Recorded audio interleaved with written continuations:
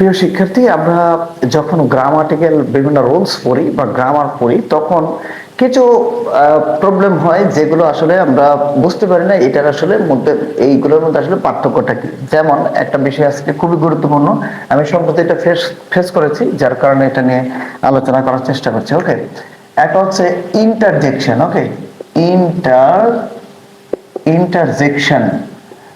আরটা হচ্ছে versus exclamatory. Exclamatory.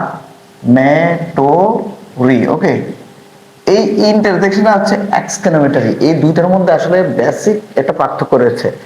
Exclamatory কি আর হচ্ছে ইন্টারজেকশন কি, দুইটা অনেকে একই রকম মনে করলে আসলে বিষয়টা মোটেও এমন নয়। ওকে, ইন্টারজেকশন হচ্ছে এটা হচ্ছে parts of speech, parts of parts of স্পিচের একটা অংশ। ওকে, পার্টস অফ স্পিচ 8 প্রকার, তার মধ্যে ইন্টারজেকশন এটা হচ্ছে একটা পার্ট বা একটা অংশ। ওকে, আর এক্সক্লামেটরি এটা হচ্ছে একটা সেন্টেন্সের একটা অংশ। ওকে, সেন্টেন্স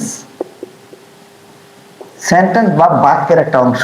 সেন্টেন্সকে আমরা অর্থ অনুসারে বা মিনিং অনুসারে 5 ভাগে ভাগ করি, তার মধ্যে এক্সক্লামেটরি এইটা একটা। ওকে, তাহলে এই দুইটার মধ্যে পার্থক্য হচ্ছে একটা হচ্ছে শুধুমাত্র পার্টস অফ স্পিচ আর একটা হচ্ছে একটা সেন্টেন্স। তার মানে আমরা যদি এরকম করি, ধরো যদি একটা সেন্টেন্স লিখি যে যেমন হুররা we have won the game. Okay, won the game, ধরো এটা এইখানে আসলে এই হুররা এই অংশটা শুধুমাত্র ইন্টারজেকশন। ওকে, এইটা কারণ ইন্টারজেকশন হচ্ছে একটা পার্টস অফ স্পিচ, আর পার্টস অফ স্পিচ মানে হচ্ছে একটা বাক্যের ক্ষুদ্রতম একটা অংশ বা একটা শব্দ। তাহলে শুধু হুররা এই অংশটা হচ্ছে ইন্টারজেকশন, আর পুরো বাক্যটা হচ্ছে আসলে এক্সক্লেমেটরি। বোঝাতে পারিনি মনে হয় আমি।